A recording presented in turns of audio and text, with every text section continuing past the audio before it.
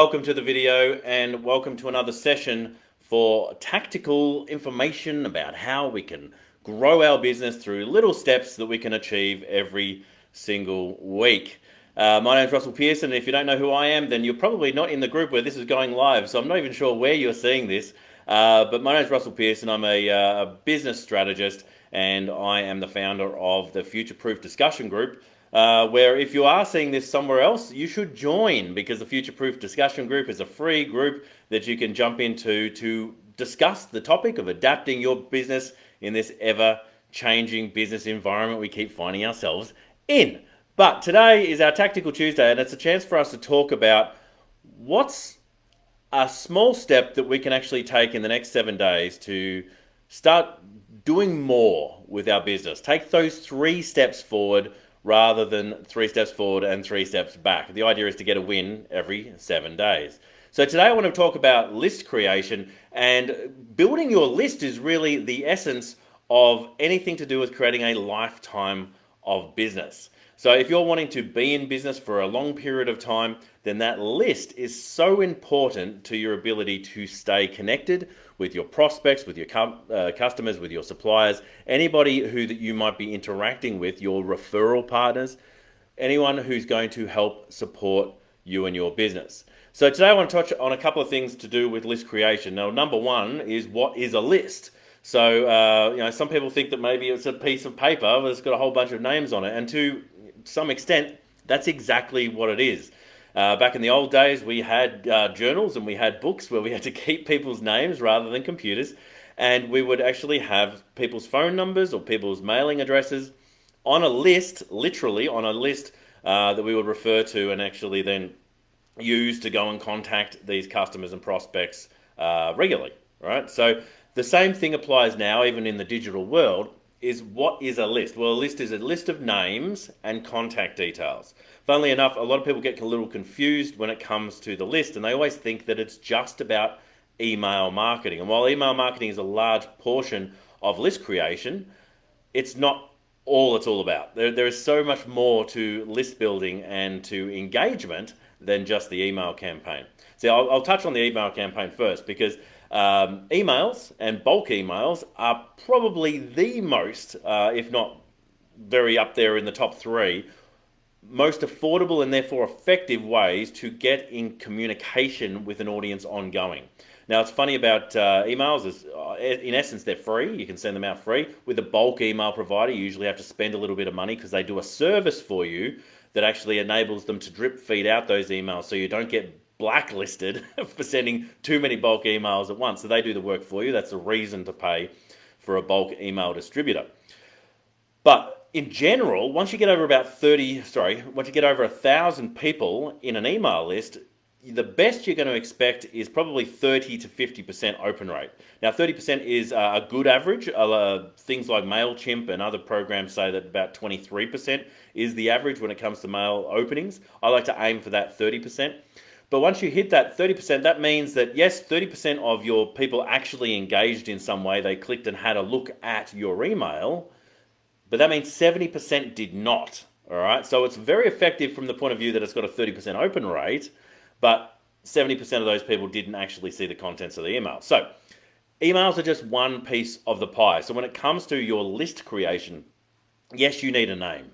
Ideally, you want to have something that says where this person is or what they're doing. Now, that should relate to your target market. So if it's business to business, you want to know what the business is that they're in. Are they still in that business? Have they moved somewhere else? Are they in charge of making decisions in that business? So that's a big distinction when it comes to business to business. But business to business or business to consumer, it doesn't really matter too much. You've got a name, and ideally then you've got an email, which is fantastic because we can do email marketing. But then now more than ever, the mobile phone, the little thing that's actually in everybody's pocket, is another way that we can actually get in front of people very, very affordably. So for the price of a text message, we can now start text messaging people with things that are going to be appropriate for what they're looking to do. Now, in any communication of a bulk nature, you need to make sure that you're actually sending communication that people want. In fact, forget the bulk nature. You've got to send communication that people want. If they're not interested in it, they will opt out, which is absolutely fine. You don't want to actually deal with people who do not want that information from you, But at the same time, you don't want to just have them opt out because while they are kind of interested in what you've got, you've just become boring, stale, or you've been overly salesy. So you've got to work out how and with what audience you're going to have a communication regime with. So if it's email, that's fine. There's lots of reasons to use email. It's a work preference for a lot of people. When it comes to text message, it's literally in their pocket or in their hand. It's very effective as getting open rates because most people will definitely look at a text message. And then it's a case of, all right, but what do we want them to do? So if we're just going buy through the text message, that's not going to be overly useful because at the end of the day, people will send the stop, and which means that you've got to opt them out. That's by Australian law anyway. But depending on where you are in the world, there are different laws. In Australia, we've got the CAN-SPAM law, which means that you cannot send digital communication to someone who is a little bit of a grey area that says that you would not be expecting it. All right, so if they were advertising their email out there, potentially they're expecting your contact. But when I'm looking at a list, I want them to have engaged and opted into the communication with me. So you got email, you got phones, you've got addresses, and guess what, people? The print mail is not dead. If you actually take up print mail now, yes, it's a little bit more expensive to send something out, but I got a quote the other day on sending a full color A4 folded up, personalized and sent for $1.45, and that's with postage of $1.10 included in that price. So for even that smaller price, you can actually be sending your ideal customers the only piece of mail that they get this month that they actually enjoy opening. So the mailing address is a very big one. Now, also with remote work now, that's another thing, another reason to be looking at where are those addresses? Are people at home? Are they working from the office? Has the office situation changed? Back in the day when I was doing a lot of print mail, one campaign we did, there was a 30% address change rate within 1 month. So we sent an email. We sent a letter out to a list, and we know that it got delivered. And then a month later, we sent out to that same list, and 30% we got returned to sender. And it was not because they didn't want it. It wasn't a case of blocking us like we're being spammy. They had moved. And so that happens a hell of a lot. So keeping those lists up to date is so important. But why do you want a list at all? Well, it enables you to communicate with people on a regular basis. Yes, there are lots of ways that you can do that communication. But in the old days, they used to talk about every person on your email list would be worth $1 per month to you and your business. Now, that's an old number, and I would suggest that even if you're just sort of communicating lightly with people with at least a call to action to get them to do something, you're going to actually get more like $10 per email list. So if you've got 1,000 people on your list and you're actually sending them something of value that they can say yes to and they can purchase, then ideally you could be looking at about $10,000 per 1,000 people every single month. So if you want to add an additional $10,000 to your business, get an extra 1,000 people on your mailing list, and bang, you've increased your ongoing turnover, your ongoing income with that list. So the people who are doing it very, very well and communicate very regularly in a way that people enjoy are getting higher numbers than that. So we're looking at sort of $20 per email on that list. But you need to be making an offer. And that's the funny thing, that so many people are working into this nurture space where they do not make an offer to anyone ever. And so while people know and like you because of the know, like, trust phenomenon, they haven't been asked to buy. They don't know what the next step is. And if you're not making that opportunity to them regularly, they don't know to take it. Funnily enough, one of the biggest things that I hear from business owners when I get them to start communicating back with their audiences again is that they say to me, my client actually commented and said, I didn't know you were looking for work. And it's a massive surprise to them because they haven't been communicating with that list regularly. And so just some things with the list. If you haven't communicated with it for 2 years, throw it away. It's a dead list. That's like a legal thing, especially with the CAN-SPAM law. If you haven't communicated with that person for 2 years, it's basically dead. Now, in reality, if you haven't communicated with that person in over 3 months, it's probably dead. So my suggestion would be to get a regular regime of speaking to them. And I know regime's a funny word, but say a regular practice of actually communicating to them in a very effective way will keep them warm and engaged with who you are and what you do.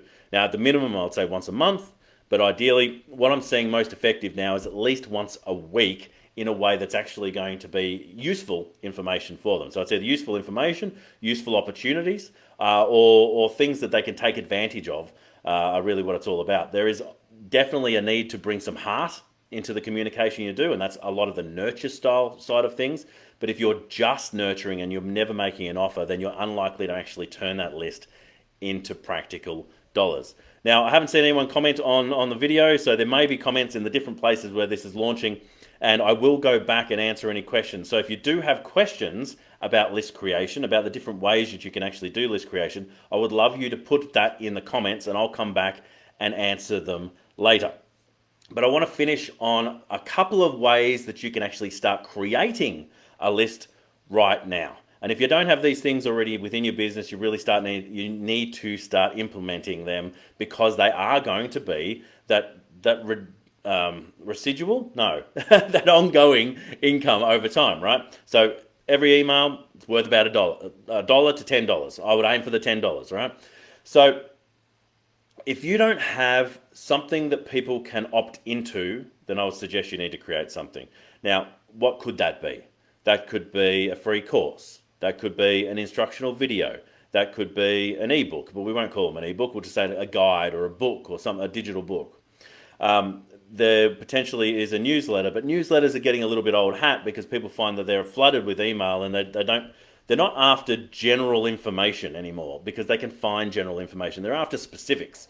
So let's say that a business owner was actually trying to get their digital marketing going, then they might opt in for digital marketing advice to actually give them that impact that they need right now. And then over time, the idea is to help them through that journey and help them increase their abilities with it.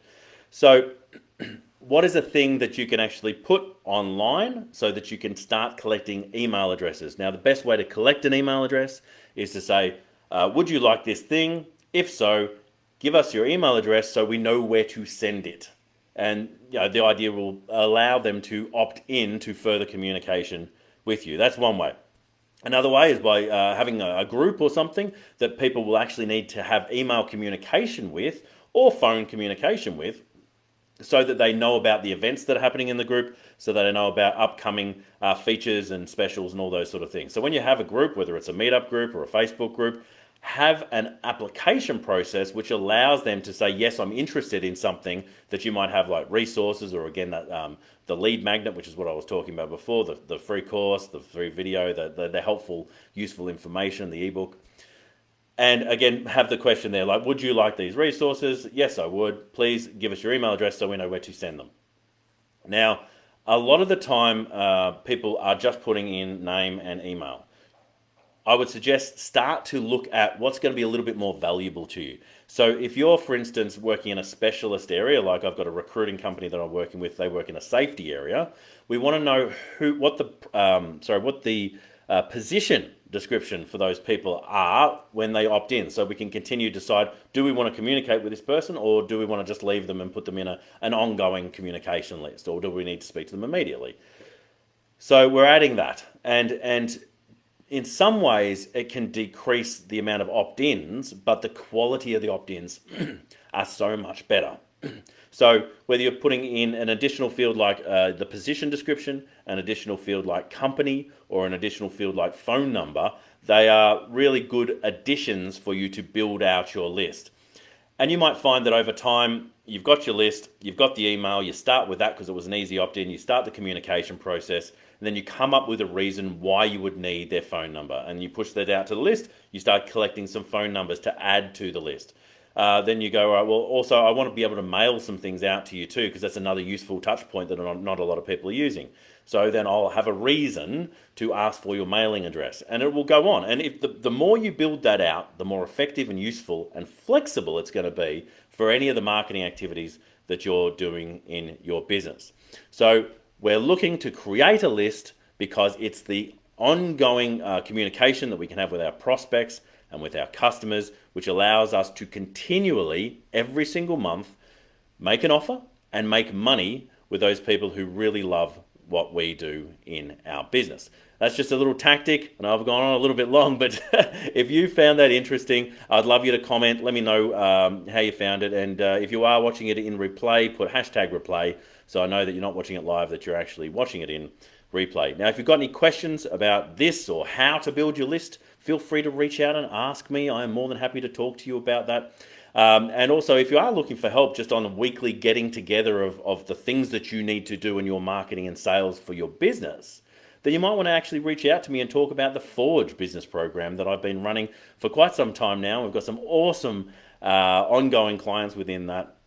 They're shooting the lights out as far as the different things that they're all achieving literally on a weekly basis. And I'd love to invite anybody who's within the Future Proof discussion group to have a chat with me about it and see if it potentially is right for you and your business. Until next time, this has been Tactical Tuesday. You stay passionate, and I will catch you on the next one.